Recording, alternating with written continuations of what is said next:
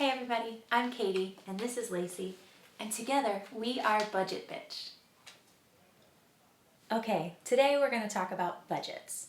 Now, I have made tons of budgets in my life, but they never quite worked, and they didn't work for a few reasons. One, I wasn't realistic about my spending, and two, most importantly, I never went back to check the budgets. If I look back in my Excel files, I can find ones from 2011, 2012, where I made it all work perfectly, and then never reopened the file.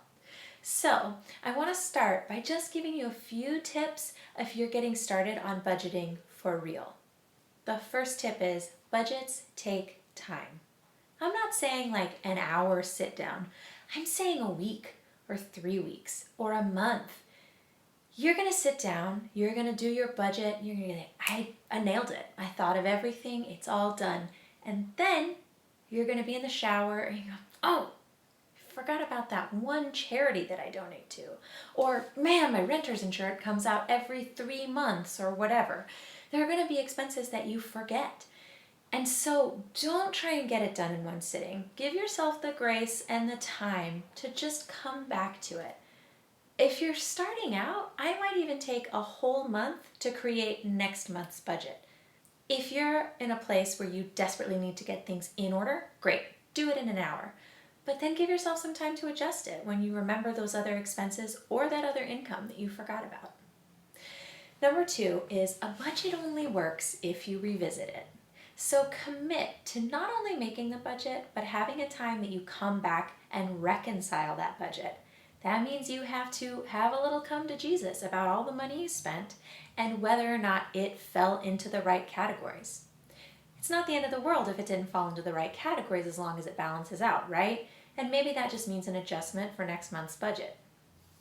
Next, budgets are always changing.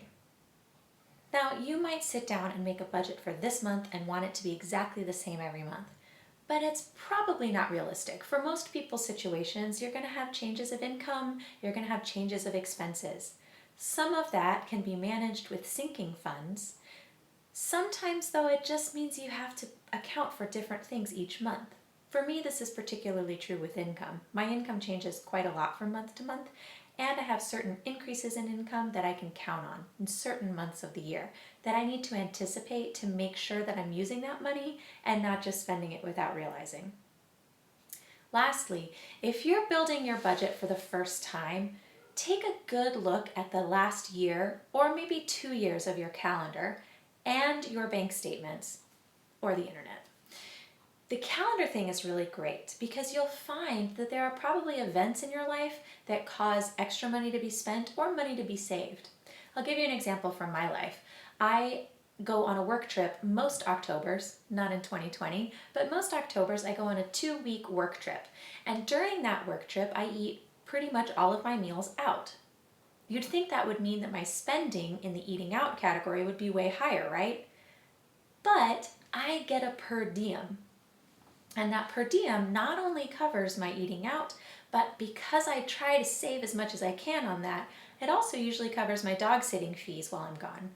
And so that is a complicated month where I think, oh, I'm spending more on eating out. Oh, but I have this other income coming in from per diem. That way I know how much money I'm really going to spend. And I know that I can spend more of my eating out money on something else, like retirement account. Okay, we're going to dive into the budget. Let's go to my computer. All right, here's my Google Doc that I use for my finances 2021. This is a spreadsheet with many tabs at the bottom. So I'm going to take you through the ones that I use to track my monthly expenses and my budgets.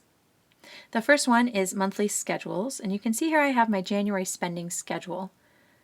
And these are ordered on the days of the month that they are due. Obviously, Starbucks is not due on any day, just goes throughout the month, and I'm going to buy uniforms on a day, but I don't know what day yet. I really like doing this spending schedule because it allows me to see what's coming out of each paycheck. And sometimes, like in the case of my sinking funds, I have divided it between both paychecks. So I did a $500 transfer into my sinking funds from this paycheck, and on the next paycheck, I will transfer another $250. I haven't done the other months yet because January is a very unique month and it was really time consuming. It will be time consuming to do February, but then it will be a piece of cake because after that will be very similar from month to month. All right, monthly budget. All right, here is my monthly budgets tab, and I have made it a little bit smaller. I hope you can still see it, but I wanted you to be able to see the whole list and how many months there are. So I have all 12 months of the year already planned out here. And the first thing I want to point out is that I have done some work to calculate my estimated income changes throughout. So if we look at my expected income in February, I have this formula here to figure out that that income, and that is based on my pay rate with how I have been taxed and contributed to my retirement in the past, plus allowances, minus 194. You may recall that in the last 4 months of 2020, there was a Social Security tax deferment, and for military members that was mandatory, and so the first 4 months of 2021, that will be taken out. So I've included a 194 withdrawal from that initial, from that paycheck, and then divided by 2 for 2 pay periods. Now watch this. When I go to March, it's the same formula, except now this says 0.82. And when I go to April, it says 0.81. And that's because I'm increasing my retirement contribution by 1% every month. And so that's calculated in. Then in May, I've lost the 194 subtraction because I'll be done paying for Social Security at that point. And then in June, I get a pay increase, so it's up a little bit more. So I've done that throughout the year to know exactly, well, not exactly, but as close to exactly how many dollars I'll have for each month, knowing that it's like $30 less in this month, or I'm starting to make an extra, $80 in June. I want to plan for where that money is going. And then the actuals column is maybe my favorite thing. Let's go here, and you can see I have this formula. This auto-populates from the next tab. So each month I make a tab for transactions. So let's check that out. This is my January transactions tab, and I just have some the things that happened before January, but they count for January. And you can see I have 3 columns here: monthly budget, sinking funds savings, and sinking funds expenses. I input all of my transactions manually. I learned this from my dear, beautiful, amazing friend Autumn. When we were in grad school together, she did this every week, maybe even every day. And I remember her having her receipts and putting her things in manually. And she said it really helped her to spend wisely. And I have found the same thing, that as I have started this practice, I find it much more intentional for me to actually input those things than to use an app and just categorize them. You might use an app like Mint or Every Dollar, or You Need a Budget, something like that. And those are great if they work for you. This I have found is the way for me, for sure. So I input my transactions, and then I categorize them from a drop-down list here for all my categories. And then I have these 2 sinking funds columns. So for instance, USAA, $500. I did not include that in my monthly budget because I am just letting myself know that I have added that to my savings. Here is the same $500 where it is subtracted from my monthly budget. This is the only slightly messy part of this, which is that those sinking funds transfers I have to input twice because one is a positive number and one is a negative number. Those of you who are better at spreadsheets than me can tell me how I can streamline that. I love talking about spreadsheets. And then once I have a sinking funds expense, it will go in here rather than my monthly budget, because I would just transfer that money then from my sinking funds into my account to pay for it. Now that brings us to this beautiful sinking funds tab. I am planning on talking about sinking funds more in my next video, so I won't go too in detail, but I will just say that this top sort of spreadsheet table is savings, and then this is spending. And I have 2 columns for each month, expected and actual. And you can see here, this little guy, he auto-populated from that other tab that we already saw. It's so great. This is particularly helpful, say with like Christmas, which is many, many transactions combined into one account, one category.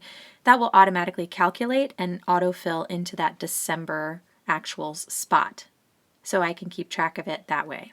And then I'll transfer this information at the end of each month into my Pretty journal. If you didn't see my Pretty journal, you should check it out. I have a journal walkthrough. I'll link it below. Yeah, that's that spreadsheet. I love it. I love it so much. Oh, over here I have 2022 list, which is just a reminder of things that either I didn't include this year because they weren't on my radar, or in the case of car registration, it's a thing I might forget because it only happens every 2 years.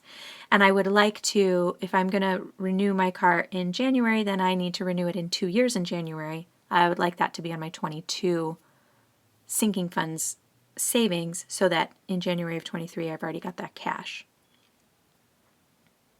Thanks for tuning in. This is my beautiful spreadsheet. I hope you enjoyed it. Lacy is a very unique dog, and she thinks we should all celebrate that uniqueness by truly being ourselves. When that comes to finances, that means choosing the method that works for you when it comes to budgeting and tracking your expenses. Maybe you love Excel documents. Maybe you love journals. Maybe you just want an app to help you out. Choose the one that works for you.